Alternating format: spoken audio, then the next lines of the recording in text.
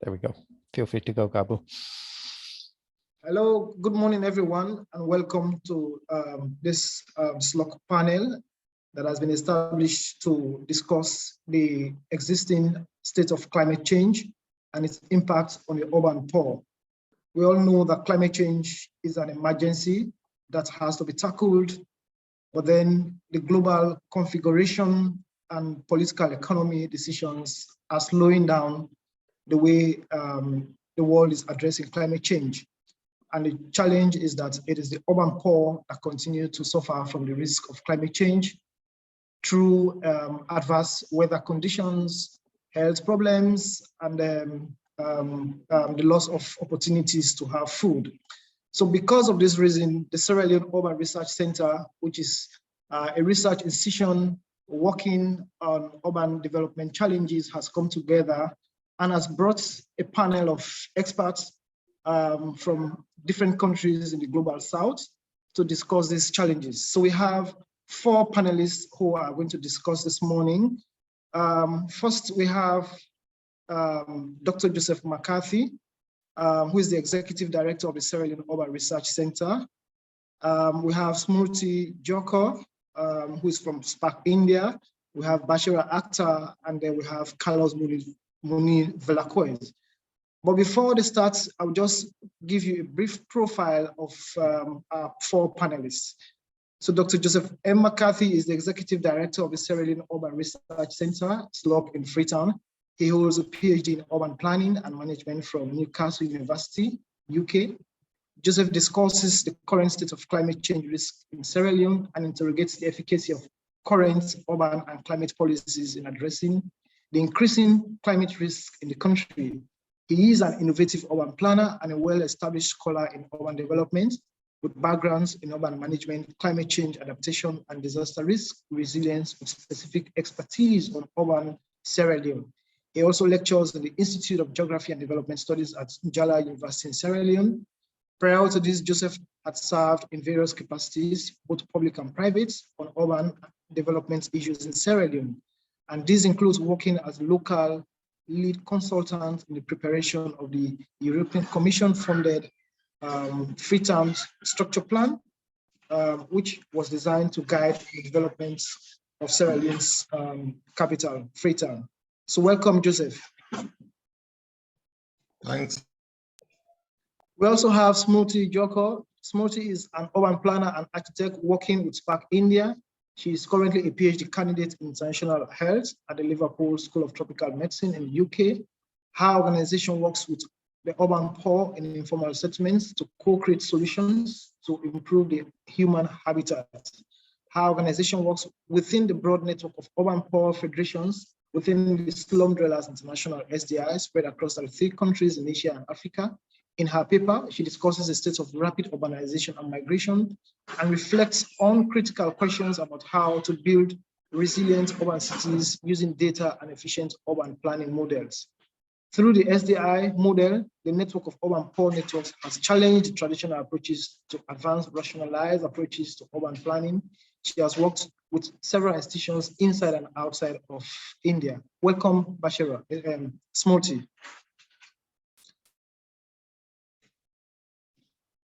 Our next speaker is Bashira Akhtar. Maybe Smriti is not around yet. So our next speaker is Bashira Akhtar. Bashira is the Assistant Director of the Center of Excellence for Gender, Sexual and Reproductive Health and Rights, CGSRHR, Dhaka, Bangladesh. Bashira holds a bachelor and master's degree in food and nutrition from Dhaka University, Bangladesh, and a master's in public health from BRAC, James P. Grant School of Public Health, BRAC University. She is currently a PhD candidate at the Liverpool School of Tropical Medicine in the UK. In her paper, she discusses the climate-induced migration of rural populations into urban areas in Bangladesh, and the continued risks they are exposed to. Bashira is a public health professional with more than 13 years of experience in public health interventions and research in rural and urban Bangladesh. Areas of interest and expertise include sexual and reproductive health, maternal, child and adolescent health and nutrition, health system and management, participatory research, mixed methods research, monitoring and evaluation, health services in humanitarian crisis settings and capacity development. She is an advocate of community-centric simple solutions for improving health and well-being of the poor. She has prior experience working with BRAC's Health Nutrition Population Program to provide community-led solutions to mental and environmental health problems in 14 districts in Bangladesh, and supported BRAC's urban health and nutrition interventions in Bangladesh. So welcome, Bashira. Hello, everyone. Thank you. Our last speaker is Carlos Muni Velazquez. Carlos is an architect with an MSc in Urban Development Planning from the University College London, UCL. He is currently working with Lincoln Institute of Land Policy and lecturing in the Universidad San Ignacio de Loyola in Peru. He specializes in management planning processes, project management, land tenure system, urban policies, and land value capture instruments geared towards urban development. He has gained international experience in research in various countries in the Global South. He has received professional training from the Center of Environmental Planning and Technology in India and Development of Planning Unit DPU in UK, Center for Urban Studies, Medellin, Colombia, and the Pacifico University in Peru. So you can see from this background that we have a host of professionals from different backgrounds who will speak to you this morning.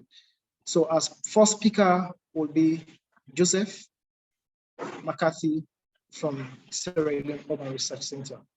Welcome.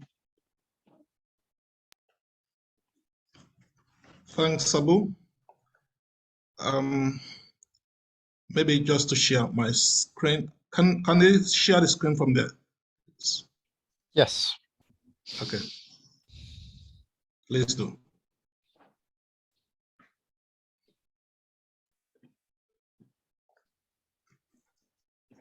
We thought you were playing the recordings.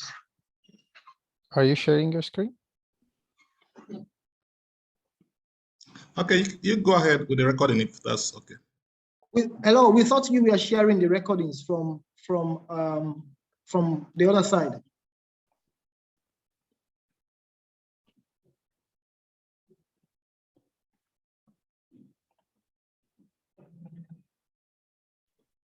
Who has the recordings? I'm sorry. We thought they were pre-recorded and we are to be played. Yes, but yeah, does who has them?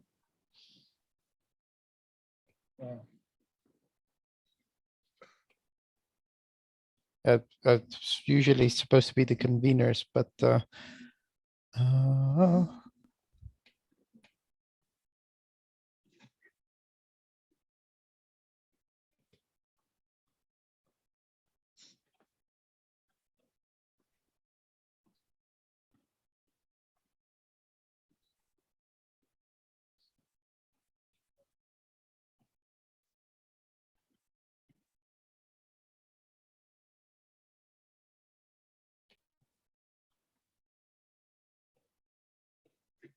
Okay, Joseph has started sharing his screen. You can go ahead, Joseph.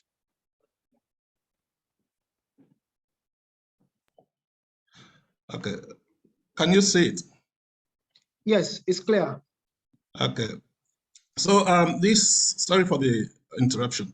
This presentation discusses the health and climate change nexus with adaptation policy, especially in terms of addressing climate change in informal settlements in Freetown. I'm very sorry I cannot show my photo because of internet. According to the discourses, global discourses on climate change, it is understood that climate change presents great risk to human health, and it is likely to have an overwhelmingly negative effect. It is sure to affect and reinforce existing health situations, especially within cities, and its impact is likely to be very much prominent, especially among people living in informal settlements. The impact really is likely to vary among individuals, but also among settlements. And informal settlements, especially those located in at-risk places, are bound to experience the greatest health risk associated with climate change.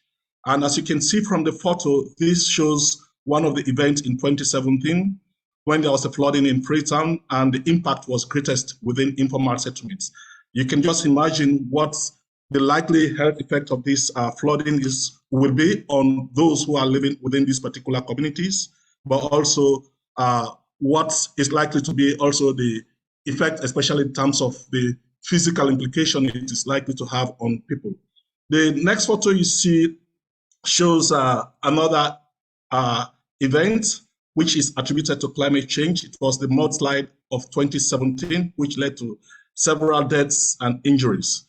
Of course, there is the case that Freetown has over the last decade experienced greater increases in temperature and precipitation, and the city is also experiencing a lot of weather variability and change, and this leads to high levels of heat waves, but also flooding. Flooding is becoming a lot intense. Heat wave is also becoming a lot intense, and these are leading to a range of health problems within the city. The health problems associated with climate change in the last couple of years has been really in terms of the increase in waterborne diseases, but also the spread of malaria as a result of mosquitoes, especially expanding or extending into places that were previously not.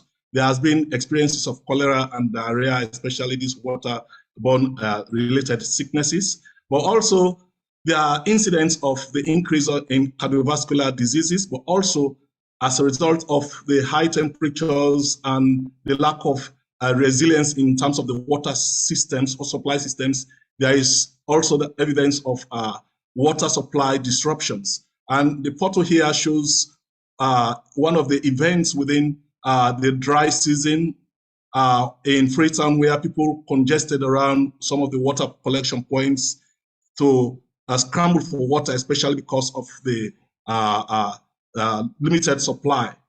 And another important element of the climate change is not just the heat and the flooding, but also the injuries, as I talked about, especially with regards the landslide that recently took place, but also the social determinants of the settlement itself undermines the health situation within the places. And so here you have, for instance, a sanitary facility located in one of the informal settlements that is really not very far away from the houses, but you can see what this means, especially in terms of fly infestations and the implications it will even have for food supply systems, as the case may be. Of course, there are a range of vulnerability drivers, especially with regards to the health implications that are associated with climate change. And this comes in different forms. Of course, it comes in terms of the age, in terms of the physical outlook of the persons, but also in terms of sex, but also the very places where people live, issues of overcrowding, in the insanitary conditions, but also the medical conditions that people already have. Also, there are issues of whether there are strong political commitments to integrating climate change considerations within health systems delivery, and also the expanded issue of poverty and inequality are all factors that have been driving vulnerability. But then when it comes to adaptation, especially in terms of policy level actions, yes, climate change is being considered as an issue, as an important issue at the level of the state, but then the response has been a lot ad hoc and reactive. And these particular actions has not really focused on addressing the core drivers of vulnerability within the city, but also within the informal settlements. Very recently, the first ever climate change policy was introduced, and this actually emphasized broader sectoral engagement. But then the fact is that up to date, the implementation and the responses are a lot fragmented. At the local level, the Freetown City Council in the year 2020, employed a chief heat officer, especially in view of the heat stress that is being experienced. But to date, there has been no heat action plan to actually address the heat waves that are being experienced. And this situation is really a major problem, especially for people living in informal settlements. Yes, we continue to experience water resource vulnerability, but then what are the policy plans, especially in terms of ensuring that the water supply system becomes a lot resilient? This is a major issue. And even in the wake of the health crisis associated with climate change, there is so far no health adaptation plan that really specifies the kind of interventions that the health system should really prioritize for people, especially in the city, but more so for those living in informal settlements. And the critical thing is that climate change issues are still not integrated within the health surveillance systems. And also there is the problem of knowledge and capacity, especially among the officials who are managing the health systems, especially in terms of dealing with climate sensitive health risk. And in terms of the decision makings, which are supposed to be evidence-based, really regarding the health responses, there is very much limited understandings, especially among the health officials, in terms of how this should be carried forward. And there is also limited evidence, especially in terms of the kinds of impact, the health impact of climate change on people and places, how this can be articulated to be able to be integrated within policy responses with regards to health is still a lot missing.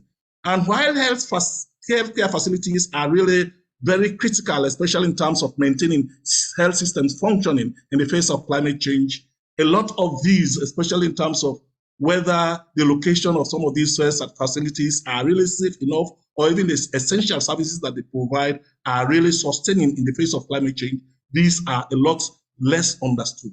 So on the basis of this, we consider that there is a whole lot of policy lapses, especially in terms of really having a clarity, especially in terms of what the health implications are, especially with regards climate change having this kind of effect upon us. What are the implications, not only for the city, but especially for people living in informal settlements, people living in places that are unstable, people living in some of these critical conditions where climate change is likely to impact. So the entire argument is that, yes, there has been a lot of policy responses, but at the same time, if climate change is to be really taken very seriously to mitigate if climate change is to be really taken very seriously to ensure that the health impact is being reduced, we consider that the policy processes must have to be expanded, it must have to be inclusive, it must have to be coordinated and in a very intersectoral process, but it also has to really focus on some of the vulnerability issues that produces the challenges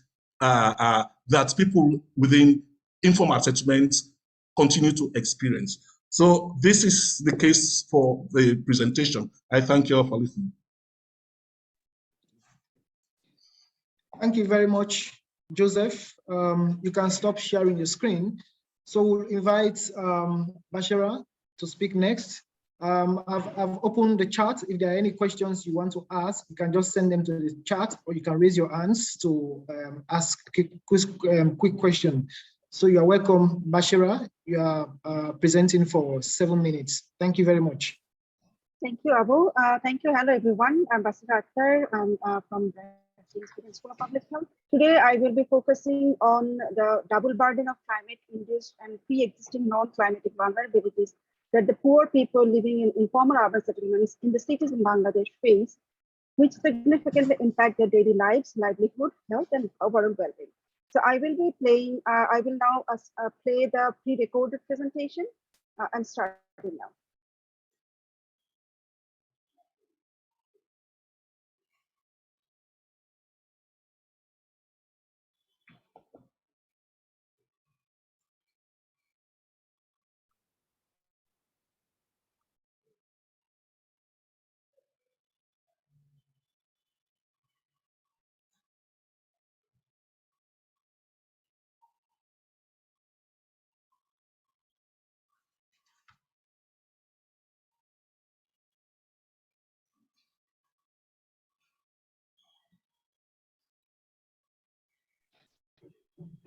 Hello, Bashara, you seem to be muted.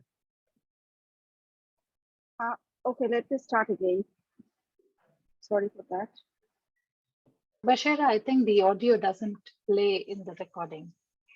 Okay, Or okay. at least we can't hear. Okay, so let me start again.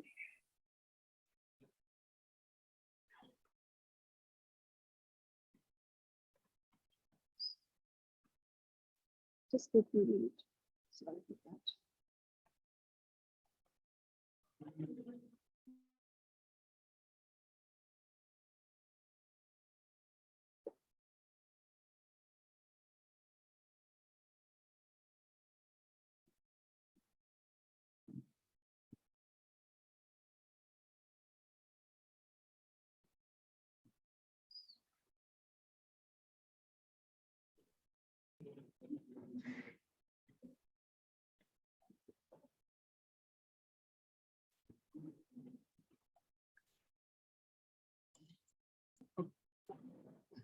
While we wait for Bashara, is it okay, Smoothie, to get prepared just in case we're unable to get a recording in time?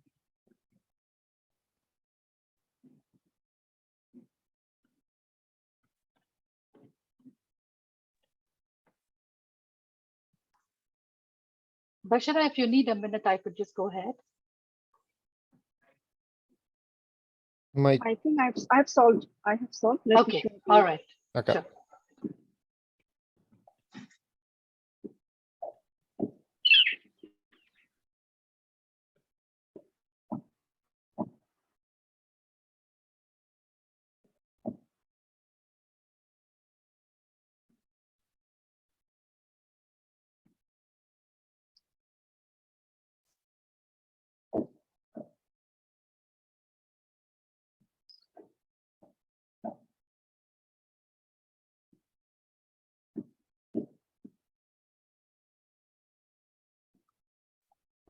Hello everyone. Welcome to my presentation. I am Basira Akhtar, Assistant Director at the James Breeding School of Public Health. And is it audible now? Bashara, it's audible, but we cannot see the visual. Okay, maybe Shruti, you can start. Let me fix this. Sure, no problem. Could the host allow me to share my screen? Right, thanks. It should already allow you to share screen. It is. All right, you're able to see my screen, right? Yes, we can see your screen. Right, perfect. So we've been talking about and listening to a lot of migration stories about people moving in cities. And for decades, cities have been trying to protect the boundary territories of cities, trying to make new development in smaller towns and villages so that people stop migrating in cities. The fact, as we state, is that migration is going to happen. Cities are going to urbanize. And what this means is that we are going to see more and more of this kind of urban development, which we know as informal settlements. And we also know them as slums, as favelas, and many other names in different countries. The challenge is that while cities have already understood the problem, we yet haven't figured out how do we solve this. We haven't yet figured out how do we work around this. What we've learned is to do a band-aid approach. And most countries, both in the global south and the north, are trying to revive these settlements to look more into vertical buildings. Either they are relocated in the name of infrastructure development, or they are in situ redeveloped, or some places they're giving sites and services. But the reality is that most of our cities, especially in the global south or the mega metropolis cities, looks like this today. There is a serious inequality and inequity in these cities. And we are talking about climate change and the resilience of these people to bounce back. I think it's a very far question. The question not really is about what cities and what we as professionals and planners can do about the situation, about how can we build resilience and talk about adaptation plans from top down. But the question really is that 20 billion people, what can they do by themselves? Because when disaster strikes, it's people who come to help themselves first. The challenges that we already know of is currently there is acute shortage of infrastructure. People have challenges with water, with sanitation, tenure, drainage, flooding, etc., which leads to severe flooding. These are images from our affiliates in Kenya. To worse off is that they are also evicted and displaced most times in order to raise government agendas, sometimes under political pressure, sometimes for land real estate pressure. They are also hampered by poor service delivery, and they seem to continue to live among these very high risk areas in the threat of evictions, because cities absolutely have no other space that looks at affordable housing, that looks at affordable service delivery. So people are forced to live in these circumstances. And often they are also posed to risks such as fire hazards, which is very commonly seen. The question is that how can we work together in partnership with organized communities for them to be able to build their own resilience? What we've developed is a 3-decade-long old methodology, which is called settlement profiling. The SDI, which is Slum Dwellers International, works across 33 countries with organized networks of the urban poor to do what we call as enumeration, which means collect data of your own settlement, know your city, know about yourself. People in informal settlements themselves collect data, they number their settlements, their houses, they know how many are living there, they know what their problems are, they understand the deficits in infrastructure, and together they build and prioritize their needs at the settlement level to talk to the local authority, which is usually the ward office, and then the aggregation of many settlements across the city constitutes to the constituency and largely at the ward and at the city level. And this methodology has seemed to work not only to get access to water, sanitation, and housing rights, but also to build resilience among people. The first most important thing is data. So data that is available at a disaggregated level, because mostly cities and countries have census information. Some countries like India has slum census, which is different than a formal segment census, where countries do have aggregated data at the district level, but this data is very often or leastly available at a disaggregated level at the ward level. That is where the action happens. And the challenge that poor people face in disaster and risks is that they are most vulnerable where they get the least help or they get the last help. And hence it's important to use data and information as power for them to be able to build resilient systems. So this is a map that shows how communities themselves have been able to identify and map themselves. This is then digitized to make a more formal map, which is available online, which is also used and shared with the governments for them to be able to help and work together with communities. And the need of the hour today is what we call as SPA, which is Special Planning Area. It's long gone that we cannot treat informal settlements to work as formal areas. We cannot use the same principles, the same logic of either design, planning, or any science that we know to work with informal settlements. And hence it's important to understand the sensitivity, the challenges that people face in informal settlements, and to have new standards, new plans that work incrementally for people.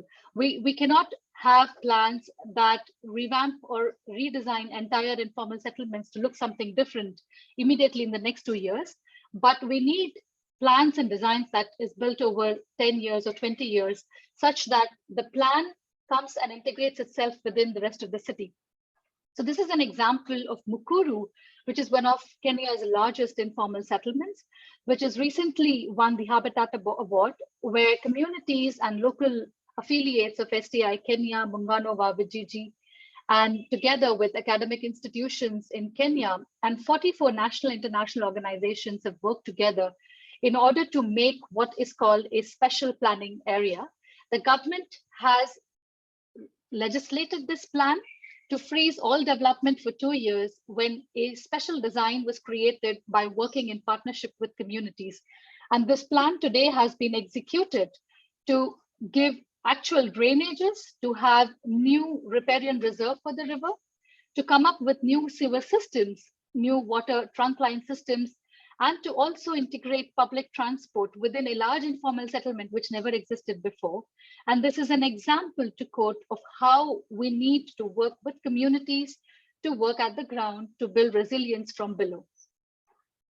And we've been doing more of this work in many other countries, and at present plan to scale this up with many other institutions that are working in climate change. For more information, you could always log on to sdinet.org, and you could look up the work on data mapping and building resilience from below from Know Your City website. I will post the details in the chat box. Thank you.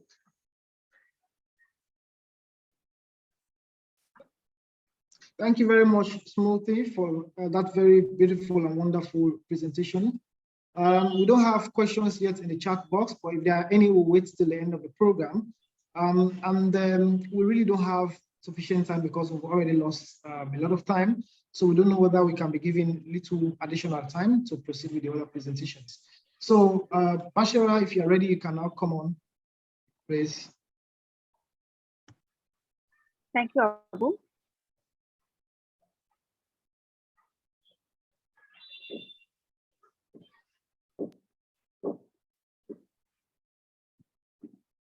I hope you can see my screen. Yes. Hello, everyone. Yes. Welcome to my presentation. I am Basira Akhtar, Assistant Director at the Sweden School of Public Health and also a global health-based student at Liverpool School of Public Medicine. Climate change is one of the leading driving forces of internal migration in Bangladesh. Every year, millions of poor people living in the coastal and riverbank areas lose their houses and livelihoods due to the different forms of natural disasters, such as tropical storms, flooding, and river erosion, etc. Many of them migrate from rural to urban areas, and most of the poor migrants end up in cities informal settlements. Bangladesh faces many urban management challenges, including unplanned urbanization and rapid population growth, which exposes its cities to a variety of natural phenomena that can lead to disasters with the loss of life, destructions of natural resources, and damage of economic activities, houses, and infrastructure. In this presentation, I will be briefly discussing about the climate changes and the vulnerabilities of urban poor people are facing in their daily life. Bangladesh is the home to 164 million people and is one of the countries most vulnerable to the impact of climate change. It is the 9th most densely populated country in the world with a rapidly growing urban population of 35 million. It is estimated that by 2050, the urban population will be more than the rural population.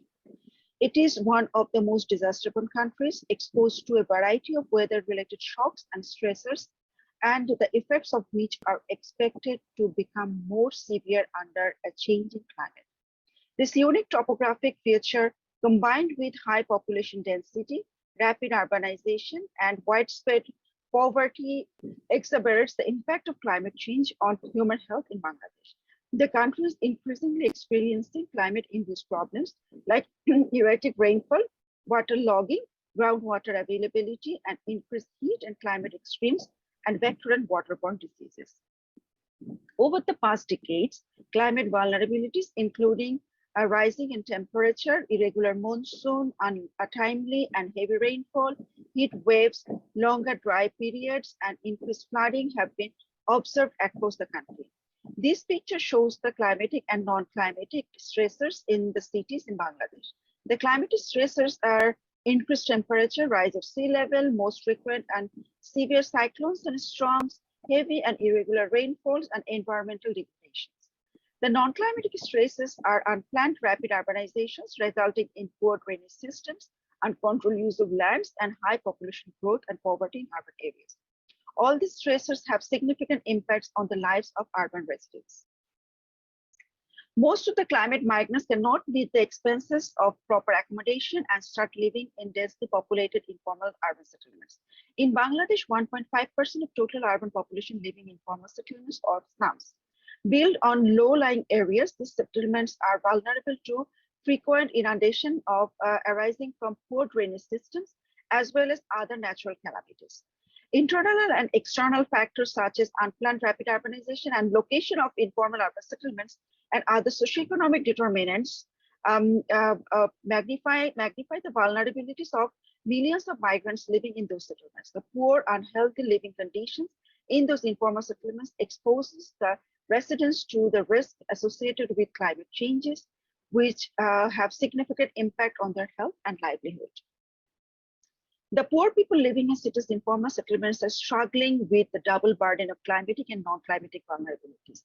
The environmental issues related to the climate change, such as heavy rainfall and prolonged monsoon, high temperature rates, less rainfall or humidity in summer, and low temperature in winter, accelerate the existing vulnerabilities caused by non-climatic shocks, such as poor housing, drainage, water sanitation systems, and financial insecurities. Climate change significantly impact the livelihood, health, and food insecurity, food and water by lowering the capacity of poor people to prepare, cope, and recover from both climatic and non-climatic shocks and stresses.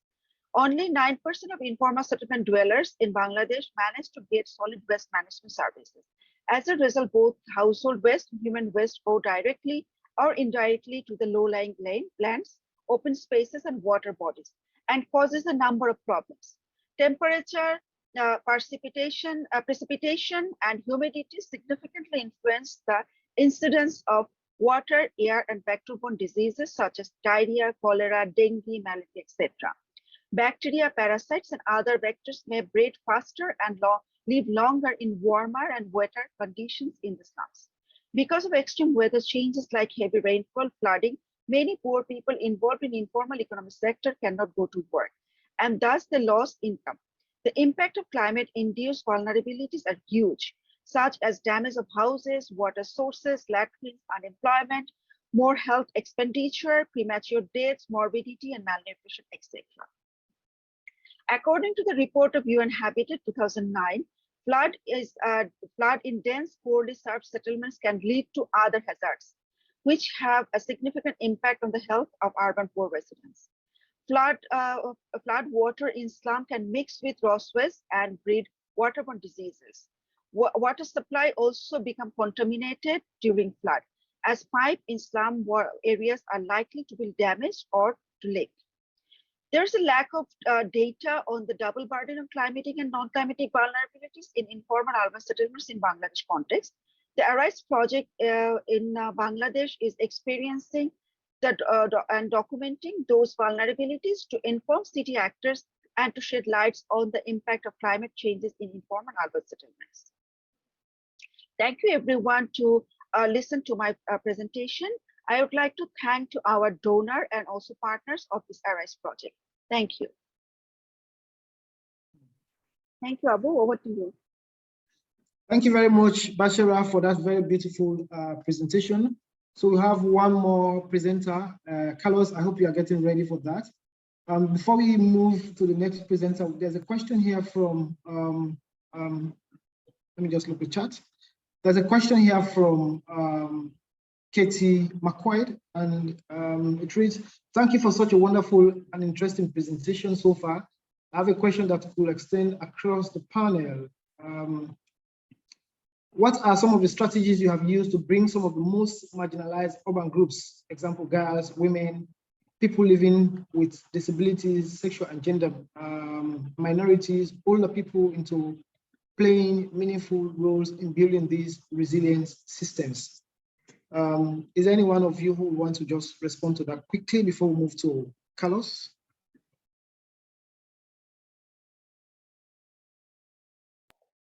Sure, I can. From the side of Sierra Leone, Freetown, we have been working as part of the ARISE project, which funded this particular research we're talking about. And basically, one way in which we have tended to always include or increase the voices, but also the participation of the people, especially in getting their heads around what the issues are and how to get them involved, has been so much about opening the space of participation, especially in terms of working with the community residents themselves as co-researchers. We frame the questions together, we co-produce the knowledge in order to have a shared understanding of the kinds of issues that they continue to experience. But at the same time, it's so much about putting them at the forefront of the decision making, especially in terms of what particular kinds of responses do they think can be really conceived in the face of these realities. So what can be done? But at the same time, we also have what we refer to as the community learning platform, where the communities are encouraged to really discuss some of these issues themselves through guidance from the Sierra Leone Urban Research Center. We were working also with the federation within these communities, but also scaling it up to a kind of city learning platform where some of these discussions can be really held with authorities, organizations, NGOs that really have a responsibility, but also a kind of passion to be able to address some of these things. So it has been so much about bridging some of these gaps, especially in terms of linkages, to be able to really frame the issues within the kind of context that can bring about solutions to the problems. Thank you. Okay, thank you, Joseph. I have two questions later for Joseph and Smoothie, but then we'll go last to Carlos. Carlos, are you ready? Yes, so I can share now. So you have 7 minutes, Carlos. Okay. Well,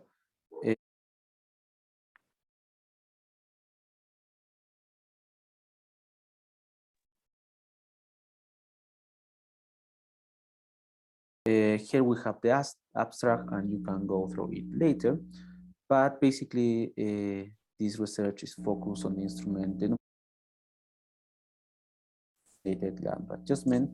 This as a framework to address spatial and environmental injustice in informal settlements or slums. In this case, we are going to talk about slum located in Peru. Okay. Well, this is the structure of my presentation. And first of all, I will make a quick introduction. Then I will walk you through the theoretical framework to pass later to the question that this research pretends to answer. Besides, I will talk about the research methodology, the case study, the research findings, and finally, I will explain some recommendations. Well, here we have the theoretical framework. Briefly an introduction, the land is an essential component of urbanization, and its management is critical to securing the sustainable development of our cities. The new urban agenda recognizes its social and ecological function, aiming to build resilient, inclusive, safe, and economically productive urban areas. In that context, emerging economies in the region of Latin America are in constant urban sprawl, where about 80% of its population already lives in cities, experiencing not only economic and social inequality, but also environmental injustice due to unplanned processes.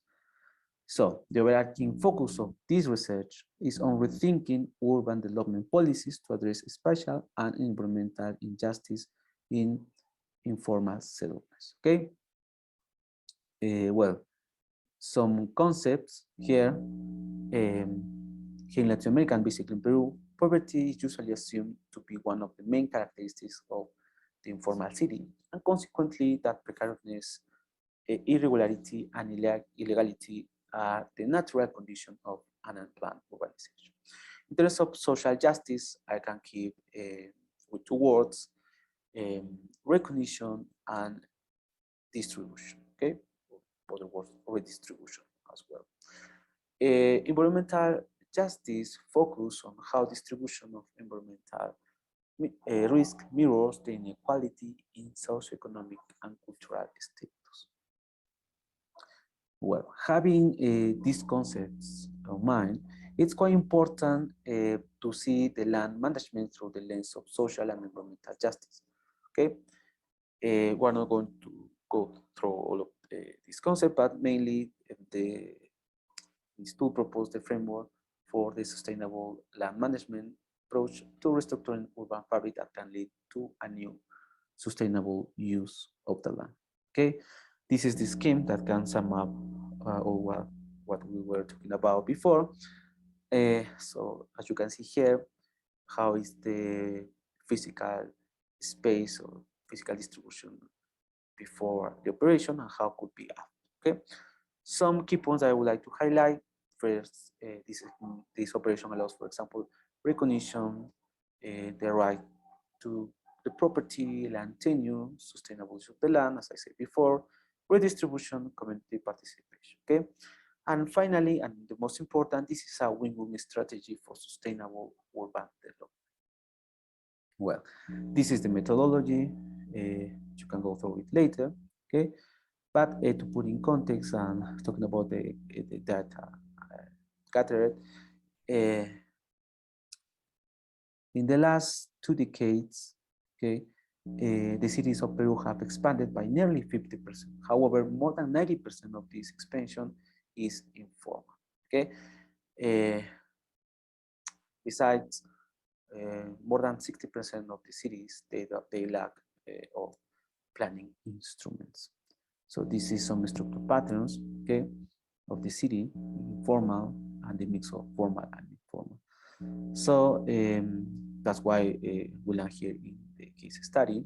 Okay, so Parque Porcino, located in Callao City, is place of 22 urban informal settlements and approximately 50,000 illegal pig farms that have not had drinking water and urban facilities for more than 50 years. For this reason, it's necessary reconfiguration of this area. Okay, so also we can see here how the natural areas have been interpreted through the time. Okay, in this context of rapid urbanization. Well, this area, the government wanted to address this area, or has been addressing this area for the time with different strategies, but all of these strategies failed through the time. Okay, mainly the government started with the property rights and land policies, then started with slum upgrading programs, but they fail, as I say.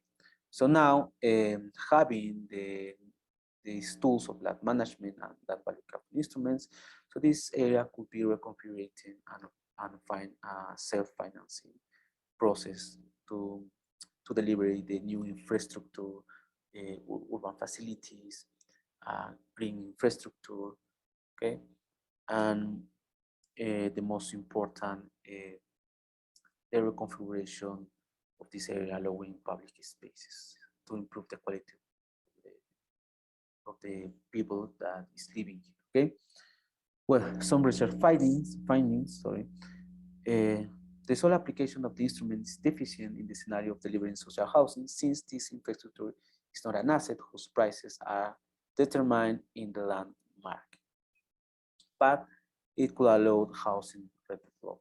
Okay. Also, this tool is capable of integrating slums into a new urban fabric, facilitating the provision of services, urban facilities, and infrastructure, as we saw in the case of Parque Porcino. Okay, in the terms of the land markets, the tool or the strategy is susceptible to the lack of land market regulation. We are talking about here about speculation. Okay. Finally, some recommendations I would like to highlight. For example, it's important to set out mechanisms for technical and financial support from the national government to regional and local government, with the aim of promoting an effective, flexible, and efficient application of land values. Also, the right to property. Guarantee the rights to the property in an equitable manner during the process of setting out and valuing the land. Okay, so that's all. Thank you for. Yeah, that's all. Thank you, everyone. Thank you very much, Carlos, and the earlier presenters. So we have a few minutes left to close this session. I just have to ask 2 questions, one to Joseph and the other one to Smoothie. So Joseph, in your presentation, you spoke about policy gaps in addressing climate change. So the question to you is, how can we make urban climate policies inclusive and to work for the urban poor, and then obviously contributing to a resilient city? And so Smoothie, you spoke about challenges in terms of building effective urban housing design and so. So how can we integrate smart urban building designs into addressing the needs of the urban poor? Thank you. Yeah, thanks so much, Abu. I think one of the major issues, or to prioritize, especially in terms of ensuring that climate change comes to really speak to health issues, but not only health issues, but even the broader issues that really affect people living in informal settlement. It's so much about inclusiveness, it's so much about intersectoral understandings of the issue, because I think a more systems kind of thinking, especially in terms of what these particular kinds of challenges really mean for people living in informal settlements, but at the same time having a more grounded kind of understanding, especially from the side of those who feel some of these problems, scaling them up to the broader agendas to be able to make them a lot more inclusive. I think that makes a lot of sense, rather than just having a kind of siloed approach, a kind of siloed understanding, and more or less making policies in more fragmented ways. So I think that policy framing has to be really a lot open, and the space has to be a lot broadened. I thank you. Thank you. Smoothie? Yeah, hi. Thanks for the question. I think smart building design, the question is what is really smart? Because what we have understood from our own campaign that we call as Roof Over Our Heads, which looks at talking to women, especially in urban poor communities, about building materials, is that what is smart is not necessarily always affordable, not necessarily locally available. It may not also be functional, and also may not really be scalable. So I think when we are talking about building or integrating smart designs with materials, we need to bring people at the forefront, who are going to be using these materials, or who are going to be living into these designed habitats. So the way to bring in smart solutions is to upscale with scientific evidence and understand what poor people are already building, and help them to improve what they are doing rather than to replace it with an absolutely new solution, which would not be affordable to communities. I don't know if that answers your question, but feel free to write to me on my email. Interesting response. Thank you. So we don't have any question in the chat box. So I will just ask Bashara and Carlos if there's any closing statement or something they think they can relate to respond quickly before we can close. Thanks, Abu. In conclusion, I'd like to highlight the issue of the both double burden of vulnerabilities, especially in the informal settlement context, which is not recognized in urban planning in most of the low and middle income countries. So how can the city authorities and the policymakers consider this whole impact of climate change on this very poor settlements and the very poor people? So that's something that we need to discuss, and we need to more focus on from the research perspective. Thank you. Thank you very much, Bashara. I'll give you 30 seconds, Carlos, to just say something, and then after which Smoothie will just give a closing remark, and then we'll end this meeting. Thank you. Okay, just to highlight first, to bridge like the policies, or to find the link with the policies with like how we are doing community participation in terms of urban planning. So it's quite important, because that will allow us to really understand, or to deal with what is going through with the climate change. Okay, so two key words here is like bridging the policies with like or doing recognition and implementing participation in the communities. That's all I would like to highlight. Thanks. I'll just make a quick remark. I think, thank you, Abu, for wonderful convening, and thank you, everybody, for patiently listening. I think what we need to know is that the development agenda and climate change agenda are not to be treated as two separate things, because we do not have time or resources in order to treat them differently. They are basically two sides of the same coin. We need to look at them and address them like that. And I think it's time that we need to bring people to the forefront. We need communities a place at the table to come and talk for themselves, and not to be patronizing them by this top-down processes that exist currently in climate change action. Thank you. Thank you very much, Smoothie, and thank you all the presenters for this wonderful session. I think we have all learned interestingly from this panel. We've learned interesting thoughts, reflections, which I think we can take home and have further discussions and reflections as to how we can, push forward the urban agenda and to ensure that there is equity in terms of urban planning, equity in terms of addressing the urban climate change realities, but then also challenging, the structures of power in terms of how they make decisions and how this continues to affect, the lives of the urban poor. So I thank you very much. Finally, I just want to say thanks to the ARISE accountability group for supporting this panel through the GCRF. So thank you very much, everyone, for attending. See you next time. Thank you. Thanks and bye.